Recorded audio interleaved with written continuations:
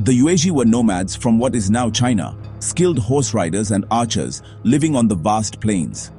Their world changed when the powerful Xiongnu forced them to migrate west, setting off a journey that would reshape history.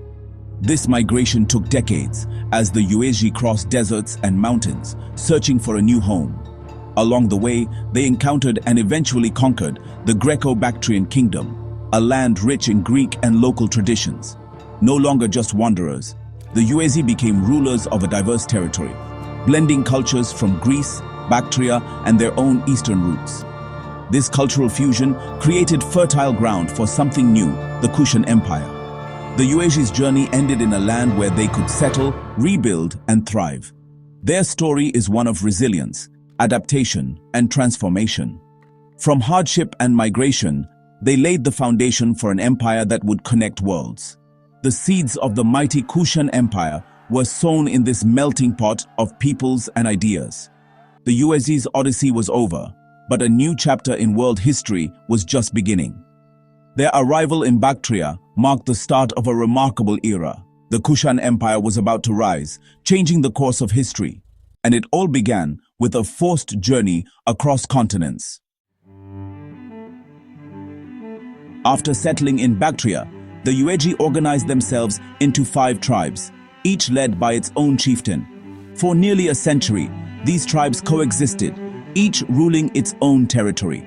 The most important tribe was the Guishuang, destined to unite them all. Under a visionary leader, the Guishuang tribe began absorbing the others, forging a single, powerful kingdom.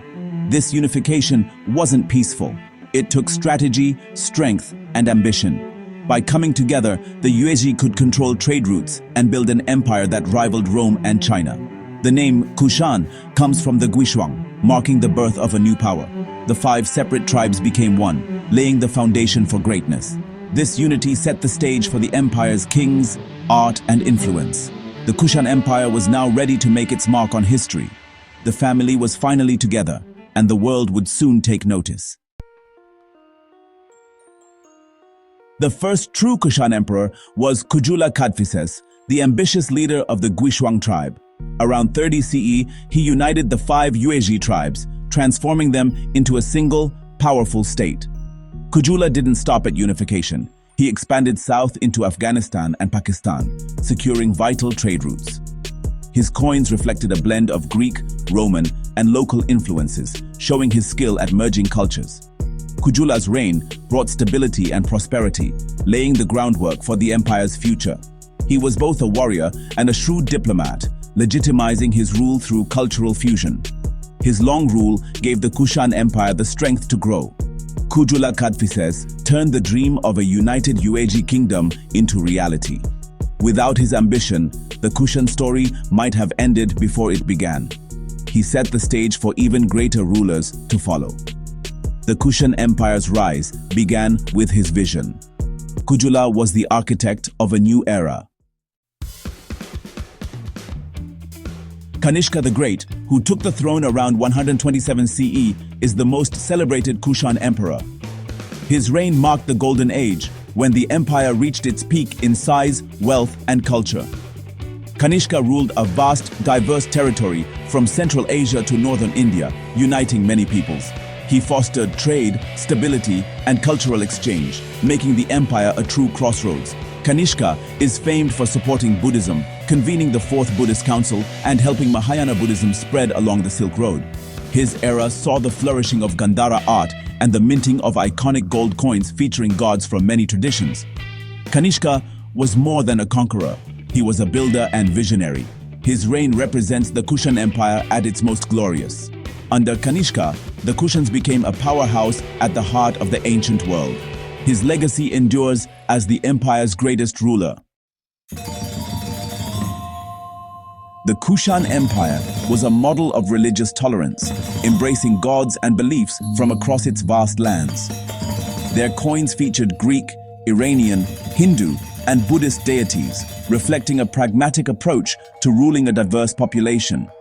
This inclusivity helped maintain peace and unity among their subjects. Buddhism, especially Mahayana, flourished under Kushan patronage, with the empire building monasteries and stupas. The Kushans became key promoters of Buddhism, helping it spread along the Silk Road into Central and East Asia. Their support for many faiths made the empire a spiritual crossroads. The Kushans' religious openness shaped the region's culture for centuries. Their empire was a bridge for ideas and beliefs. The Kushan legacy is one of unity through diversity. Kushan art, especially the Gandhara style, was a striking blend of East and West. In Gandhara, artists combined Buddhist themes with Greek and Roman artistic techniques. For the first time, the Buddha was depicted in human form with features inspired by Greek gods. These sculptures, carved from schist, told the Buddha's life story with realism and emotion. Gandhara art made Buddhist stories accessible and relatable, like a movie in stone. This style spread along the Silk Road, influencing art in Central Asia and China. The Kushans fostered a unique artistic fusion that became a visual language for Buddhism. Their art is a testament to cultural exchange and creativity. The Gandhara school's serene statues remain a lasting legacy. The Kushans turned cultural collision into artistic innovation.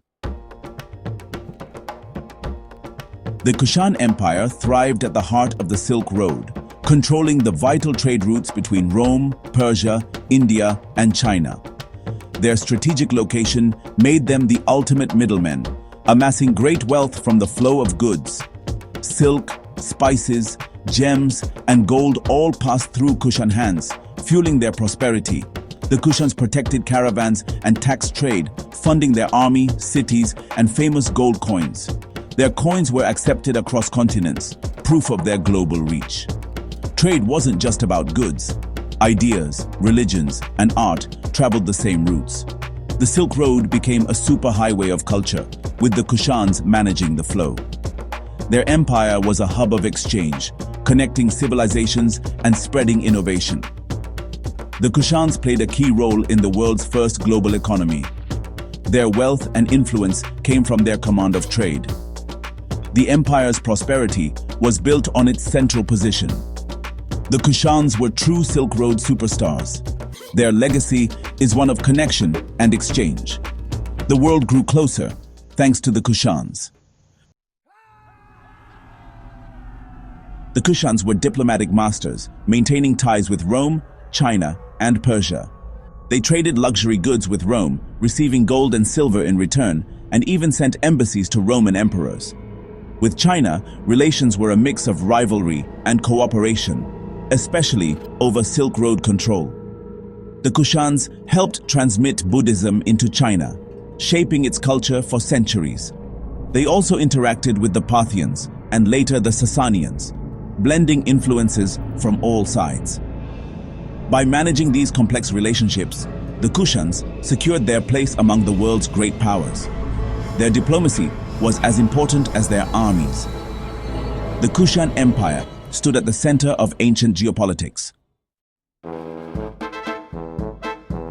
The Kushan Empire's decline was gradual, not sudden. From the mid-3rd century CE, new threats emerged: the Sasanians from the west and rising Indian kingdoms from the east. The loss of key territories and trade routes weakened the empire. The Kushans were squeezed on all sides, their power fragmenting into smaller kingdoms. Central authority faded, and the empire splintered. The final blow came from Central Asian invaders, the Hephthalites, in the 5th century CE. The Kushan Empire disappeared, but its influence endured. Their art, religious legacy, and role as a bridge between East and West left a permanent mark.